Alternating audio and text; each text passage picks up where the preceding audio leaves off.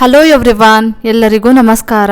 ಎಲ್ಲರೂ ಹೇಗಿದ್ದೀರಾ? ಎಲ್ಲರೂ ಚೆನ್ನಾಗಿದ್ದೀರಾ ಅಂತ ಭಾವಿಸ್ತಾ ಇವತ್ತಿನ ಈ ವಿಡಿಯೋನ ಸ್ಟಾರ್ಟ್ ಮಾಡ್ತಾ ಇದ್ದೀನಿ. ಇವತ್ತಿನ ಈ ವಿಡಿಯೋ ಏನಾದರೂ ನಿಮಗೆ ಒಂದು ಸ್ವಲ್ಪನಾದರೂ ಇಷ್ಟ ಆಗಿದ್ರೆ ಪ್ಲೀಸ್ ಒಂದು ಲೈಕ್ ಮಾಡ್ತೀರಾ? ಈ ವರ್ಷ ನಮ್ಮದು 8th ಇಯರ್ ವೆಡ್ಡಿಂಗ್ ಆ್ಯನಿವರ್ಸರಿ. ಈ ವರ್ಷ ಅಂತೂ ತುಂಬಾ ಚೆನ್ನಾಗಾಯಿತು ನಮ್ಮ ಆ್ಯನಿವರ್ಸರಿ ಅಂತೂ. ಇದರ ಒಂದು ಪ್ರಿಪ್ರೇಷನ್ ಎಲ್ಲ ನನ್ನ ತಮ್ಮನ ವೈಫೇ ಮಾಡಿದ್ದಂತೆ. ನನ್ನ ತಮ್ಮ ಹಿಂದಿನ ದಿನ ಆ ಹುಡುಗಿಗೆ ಒಂದು ಮಾತನ್ನು ಹೇಳಿದ್ನಂತೆ, ನಮ್ಮ ಅಕ್ಕ ಇಲ್ಲ ಅಂತಂದಿದ್ರೆ ನಾನು ಲೈಫಲ್ಲಿ ಝೀರೋ ಅಂತ ಹೇಳ್ಬಿಟ್ಟು ಕಣ್ ತುಂಬ ನೀರು ತುಂಬಿಕೊಂಡಂತೆ. ಅದಕ್ಕೆ ಆ ಹುಡುಗಿನೂ ಅಷ್ಟೇ, ಅಂದರೆ ಮೊದಲಿಂದ ಎಂಗೇಜ್ಮೆಂಟ್ ಆದಾಗಿಂದ ನೋಡ್ಕೊಂಡು ಬರ್ತಾನೆ ಇದ್ಲು ಆ ಹುಡುಗಿನೂ.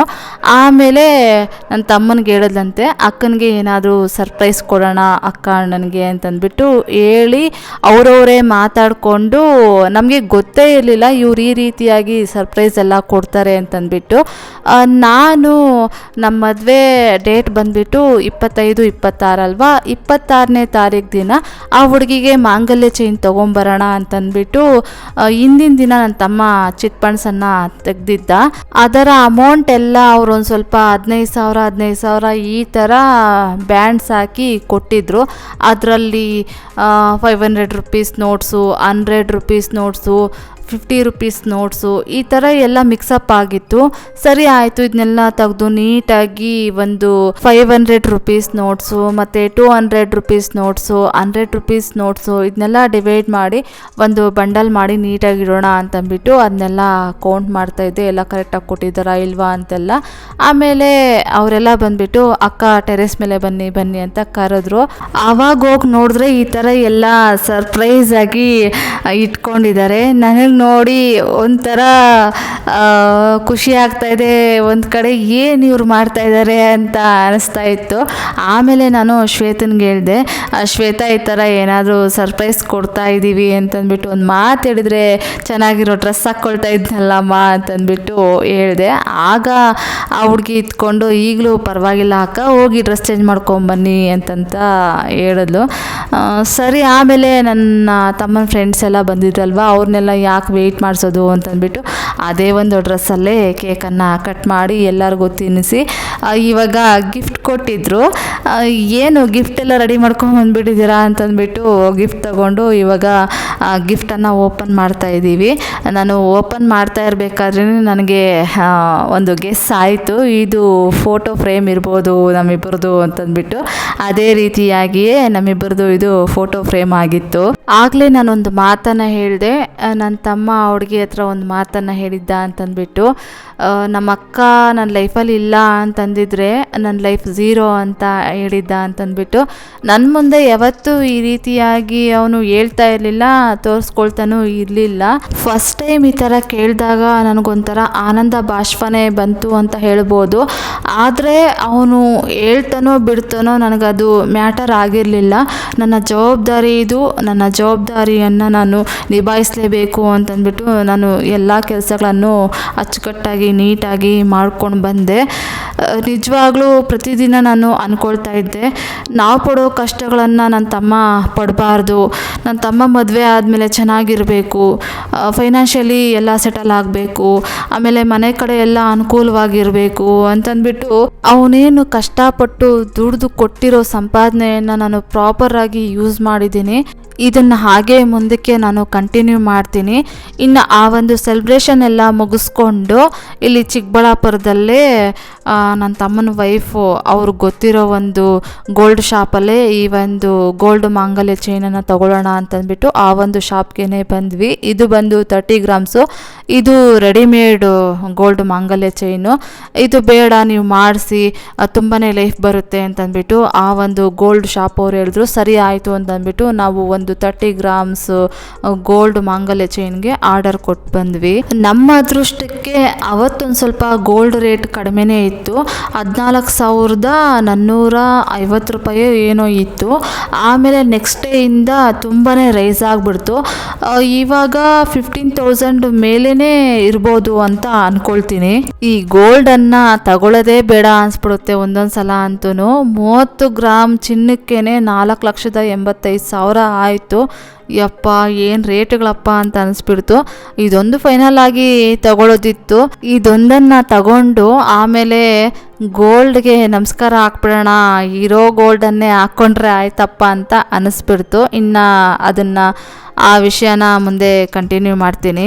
ನಾವು ದೊಡ್ಡೋರು ಅಂತ ಅನಿಸ್ಕೊಂಡವರು ಚಿಕ್ಕೋರು ದುಡ್ದು ಕೊಟ್ಟಿರೋ ಅಮೌಂಟಲ್ಲಿ ಅವ್ರ ಲೈಫನ್ನು ನಾವು ಸೆಟಲ್ ಮಾಡಬೇಕು. ಮುಂದೆ ಅವ್ರಿಗೆ ಯಾವುದೇ ರೀತಿಯಾದಂತಹ ಕಷ್ಟಗಳು ಬರದೇ ರೀತಿಯಾಗಿ ನಾವು ಎಲ್ಲ ಸೆಟಲ್ ಮಾಡಿಕೊಡ್ಬೇಕಾಗುತ್ತೆ.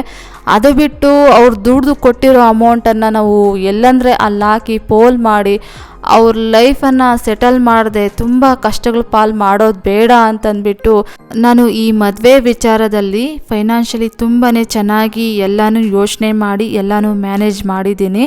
ನಾನು ಯಾವ ರೀತಿಯಾಗಿ ಅಂದ್ಕೊಂಡೋ ಅದೇ ರೀತಿಯಾಗಿಯೇ ಮಾಡಿದ್ದೀನಿ. ಇದನ್ನು ಮುಂದಕ್ಕಾಗೆ ಹೇಳ್ತೀನಿ. ಈ ಒಂದು ಕ್ಲಿಪ್ಪಿಂಗ್ಸ್ ಬರ್ತಾ ಇರುತ್ತೆ. ನಾವು ಶನಿವಾರ ಹಾಗೆ ವಾಪಸ್ ಬೆಂಗಳೂರಿಗೆ ಬಂದ್ವಿ. ನೈಟು ಊಟ ಎಲ್ಲ ತಿಂದಿದ್ದಾದಮೇಲೆ ಲೇಔಟ್ ಒಳಗಡೆ ಒಂದು ರೌಂಡು ಯಾವಾಗಲೂ ವಾಕ್ ಮುಗಿಸ್ಕೊಂಬರೋಣ ಅಂತಂದ್ಬಿಟ್ಟು ಬಂದ್ವಿ.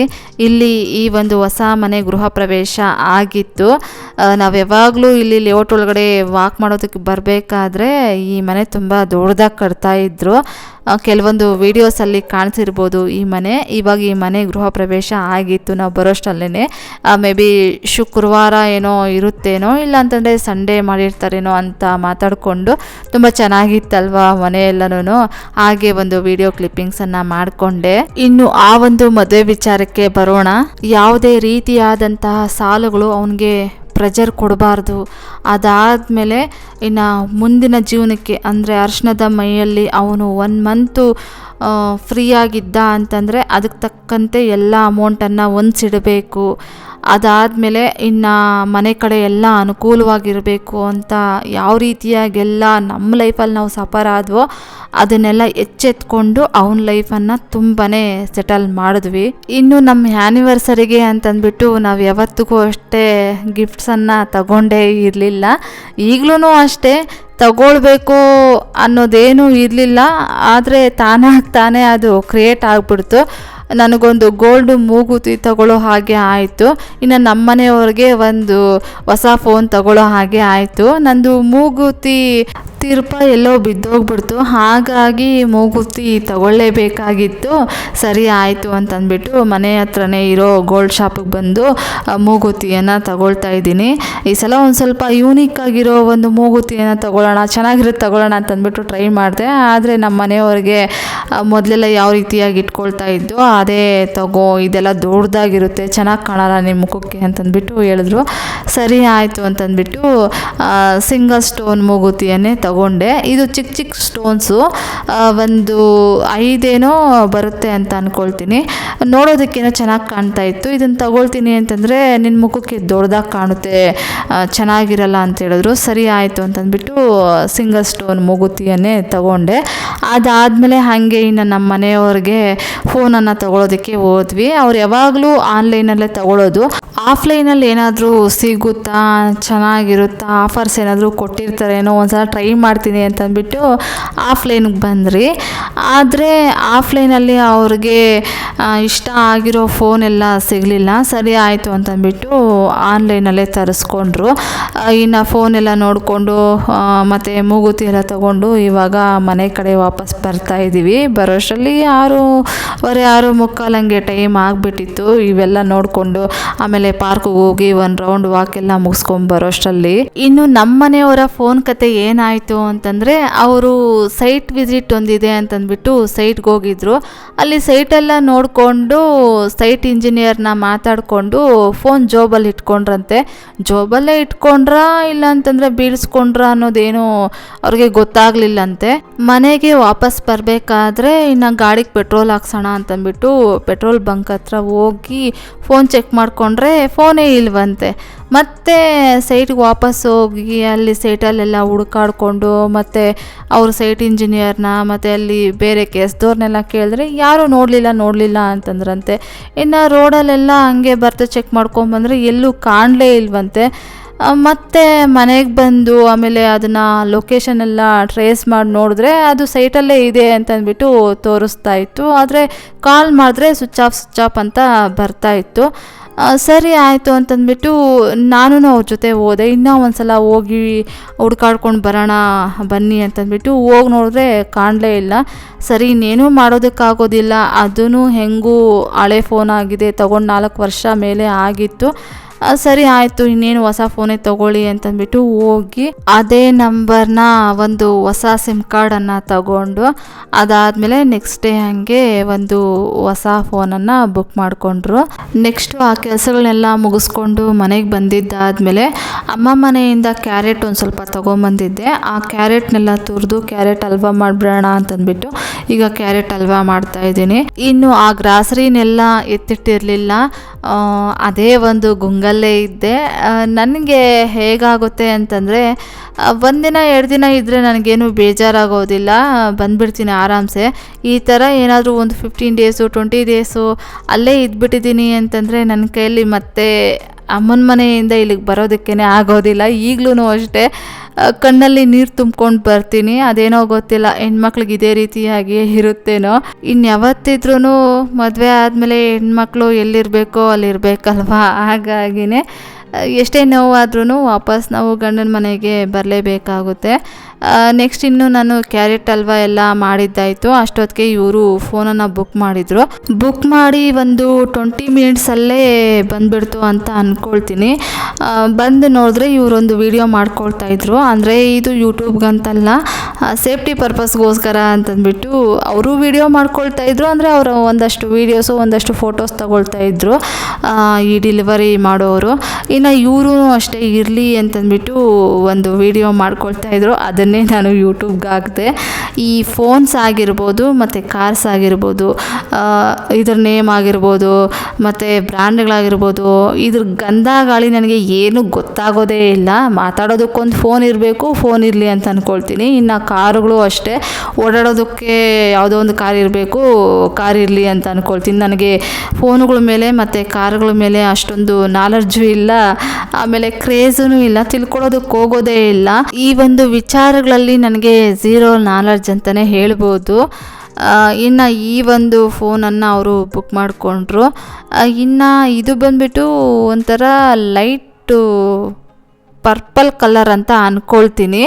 ಅವರು ಬ್ಲ್ಯಾಕ್ ಕಲರ್ ಬೇಕು ಅಂತಂದ್ಬಿಟ್ಟು ಟ್ರೈ ಮಾಡಿದ್ರು. ಅದು 2 ಡೇಸ್ ಆಗುತ್ತೆ ಬರೋದಕ್ಕೆ ಅಂತಂದ್ಬಿಟ್ಟು ತೋರಿಸ್ತಂತೆ. ಸರಿ ಆಯಿತು ಇದನ್ನೇ ತಗೊಳ್ಳೋಣ ಅಂತಂದ್ಬಿಟ್ಟು ಇದನ್ನೇ ತಗೊಂಡ್ರು. ನಾನು ಮೊದಲೇ ಹೇಳಿದೆ ಇದು ಚೆನ್ನಾಗಿದೆ ಇದು ತಗೊಳ್ಳಿ ಅಂತಂದ್ಬಿಟ್ಟು ಹೇಳಿದ್ದಕ್ಕೆ, ಇಲ್ಲ ನನಗೆ ಬ್ಲ್ಯಾಕ್ ಬೇಕು ಅಂತಂದ್ಬಿಟ್ಟು ಅವರು ನೋಡ್ತಾಯಿದ್ರು. ಆದರೆ ಅದೊಂದು ಸ್ವಲ್ಪ ಲೇಟ್ ಆಗುತ್ತೆ ಅಂದಿದ್ದಕ್ಕೆ ಇದೇ ತೊಗೊಂಬಿಟ್ರು. ಇನ್ನು ಫೋನ್ ಇಲ್ಲದೆ ಕೆಲಸಗಳೇನೂ ಆಗೋದಿಲ್ವಲ್ಲ, ಹಾಗಾಗಿ ಅವರೇ ಎಲ್ಲ ಓಪನ್ ಮಾಡಿ ತೋರಿಸ್ತಾ ಇದ್ದಾರೆ. ನೋಡ್ಕೊಳ್ಳಿ ಸರ್, ಎಲ್ಲಾದರೂ ಡ್ಯಾಮೇಜ್ ಏನಾದರೂ ಇದೆಯಾ ಇಲ್ವಾ ಅಂತಂದ್ಬಿಟ್ಟು ನೋಡ್ತಾ ಇರ್ಬೋದು. ಈ ಒಂದು ಕಲರು ನಾನು ಮೊದಲೇ ಹೇಳಿದ್ದೆ ಈ ಕಲರ್ ಚೆನ್ನಾಗಿದೆ ತಗೊಳ್ಳಿ ಅಂತಂದ್ಬಿಟ್ಟು. ಅವ್ರಿಗೆ ಬ್ಲ್ಯಾಕ್ ಇಷ್ಟ ಆಗಿತ್ತಂತೆ, ಆದರೆ ಬ್ಲ್ಯಾಕ್ ಬರೋದು ಲೇಟ್ ಆಗುತ್ತೆ ಅಂತಂದ್ಬಿಟ್ಟು ಈ ಒಂದು ಕಲರನ್ನು ತಗೊಂಡ್ರು. ಅಷ್ಟರವರೆಗೂ ವೆಯ್ಟ್ ಮಾಡೋದಕ್ಕಾಗೋದಿಲ್ಲ. ಇನ್ನು ಫೋನ್ ಇಲ್ಲದೆ ಅವ್ರಿಗೆ ಏನು ಕೆಲಸಗಳನ್ನು ಮಾಡೋದಕ್ಕೇ ಆಗ್ತಾ ಇರಲಿಲ್ಲ, ಹಾಗಾಗಿ ಈ ಒಂದು ಕಲರನ್ನೇ ತೊಗೊಂಡ್ಬಿಟ್ರು. ಆಮೇಲೆ ಕಾಂಪ್ರಮೈಸ್ ಆದರು. ಸರಿ ಆಯ್ತಮ್ಮ, ನೀನು ಹೇಳಿದ ಕಲರೇ ತಗೊಳ್ಳೋ, ಹಾಗೆ ಆಯಿತು ಬಿಡಮ್ಮ ಅಂತಂದ್ಬಿಟ್ಟು ಹೇಳಿದ್ರು. ಚೆನ್ನಾಗಿದೆ ತಾನೇ ಈ ಕಲರೂ, ಯಾವಾಗಲೂ ಬ್ಲ್ಯಾಕೇ ಯೂಸ್ ಮಾಡ್ತಾ ಇರ್ತಾರೆ. ಒಂದ್ಸಲ ಆದ್ರೂ ಈ ಥರ ಕಲರ್ ಇರೋವಂಥದ್ದು ತಗೊಂಡ್ರೆ ಏನಾಗುತ್ತೆ, ತಗೊಳ್ಳಿ ಅಂತಂದ್ಬಿಟ್ಟು ಈ ಥರ ಒಂದು ಕಲರನ್ನು ತಗೊಂಡ್ರು.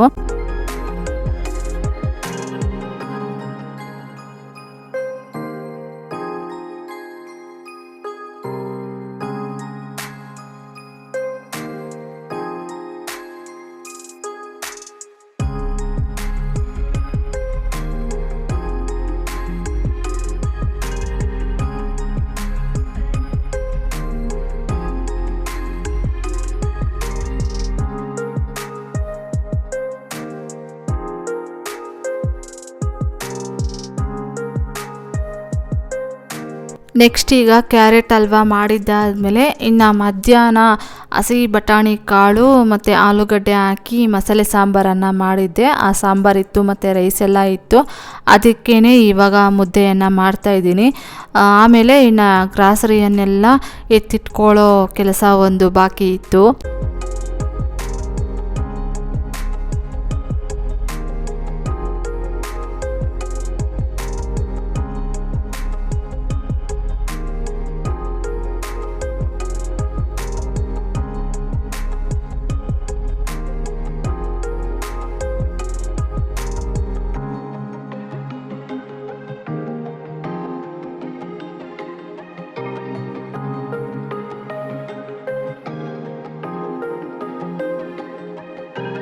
ಈಗ ಮುದ್ದೆ ಎಲ್ಲ ಮಾಡಿದ್ದಾದಮೇಲೆ ಇವಾಗ ನಮ್ಮ ಮನೆಯವ್ರಿಗೆ ಊಟಕ್ಕೆ ಇಟ್ಕೊಡ್ತಾ ಇದ್ದೀನಿ. ಮುದ್ದೆ, ಬಟಾಣಿ ಕಾಳು ಮತ್ತು ಆಲೂಗಡ್ಡೆ ಮಸಾಲೆ ಸಾಂಬಾರು ಮತ್ತು ಕ್ಯಾರೆಟ್ ಹಲ್ವಾ.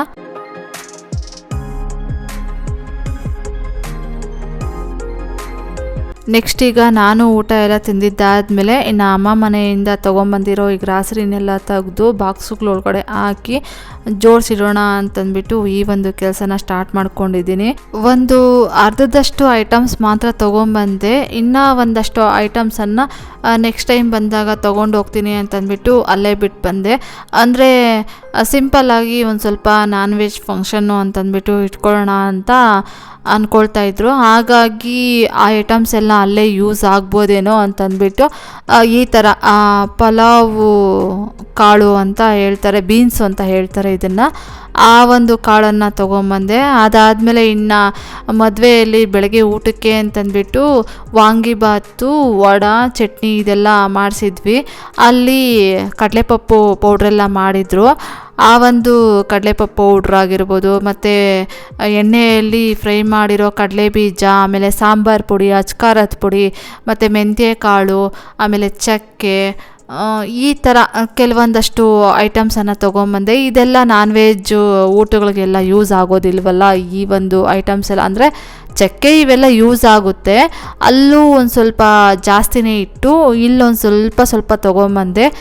ಇನ್ನು ಧನಿಯಾ ಪುಡಿ ಮತ್ತು ಗರಂ ಮಸಾಲ, ರಸಂ ಪೌಡ್ರು ಇವೆಲ್ಲ ಇತ್ತು, ಇವೆಲ್ಲ ಅವರೇ ಮಾಡಿದರು ಭಟ್ರೆ.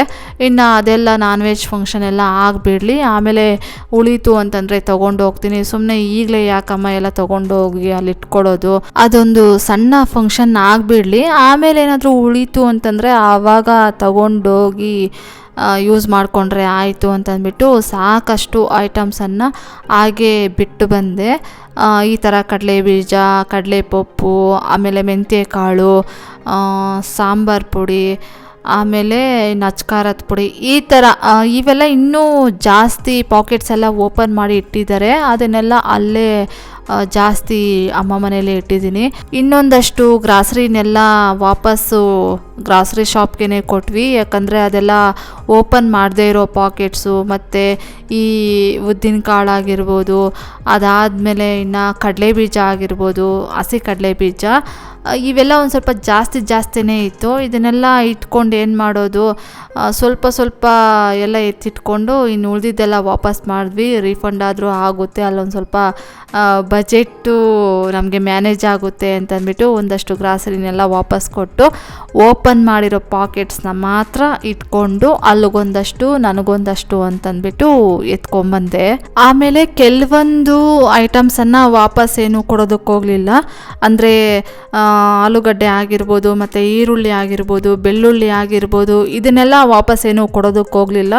ಇವೆಲ್ಲ ಹಾಗೆ ಎತ್ತಿಟ್ಕೊಂಡ್ರು ಏನು ತುಂಬ ದಿನ ಯೂಸ್ ಮಾಡ್ಕೊಳ್ಬೋದಲ್ವಾ, ಈರುಳ್ಳಿ ಮತ್ತು ಬೆಳ್ಳುಳ್ಳಿ, ಆಲೂಗಡ್ಡೆ ಇವನ್ನೆಲ್ಲ. ಹಾಗಾಗಿ ಈ ಥರ ಐಟಮ್ಸ್ನೆಲ್ಲ ಮತ್ತು ಮಂಡಿಗೆ ವಾಪಸ್ ಏನು ಕೊಡೋದಕ್ಕೆ ಹೋಗಲಿಲ್ಲ. ತೆಂಗಿನಕಾಯಿ ಏನೋ ಜಾಸ್ತಿ ಉಳಿದಿತ್ತು, ಒಂದು 2 ಮೂಟೆ ಏನೋ ಉಳಿದಿತ್ತು. 1500 ತೆಂಗಿನಕಾಯಿ ಏನೋ ತರಿಸಿದ್ದು, ಇನ್ನೂ ಒಂದು 150-200 ಕಾಯಿವರೆಗೂ ಉಳಿದಿತ್ತಂತೆ. ಅದನ್ನು ವಾಪಸ್ ಕೊಡೋಣ ಅಂತಂದ್ಬಿಟ್ಟು ಹೇಳ್ತಾಯಿದ್ರು. ಅದರಲ್ಲೊಂದಷ್ಟು ತೆಂಗಿನಕಾಯಿ ರಿಲೇಟಿವ್ಸು ಎತ್ಕೊಂಡೋದ್ರು. ಆಮೇಲೆ ನಾನೊಂದು 5 ಕಾಯಿ ಮಾತ್ರ ತೊಗೊಂಬಂದೆ, ಮನೆಗೊಂದಷ್ಟು ಇಟ್ಕೊಂಡಿದ್ದಾರೆ. ಇನ್ನೂ 100 ಕಾಯಿ ಮೇಲೇ ಉಳಿದಿದೆ. ಅದನ್ನು ಇಟ್ಕೊಂಡು ಏನು ಮಾಡೋದು, ಅದನ್ನು ವಾಪಸ್ ಮಾಡೋಣ ಅಂತಂದ್ಬಿಟ್ಟು ಅಂದ್ಕೊಳ್ತಾಯಿದ್ರು.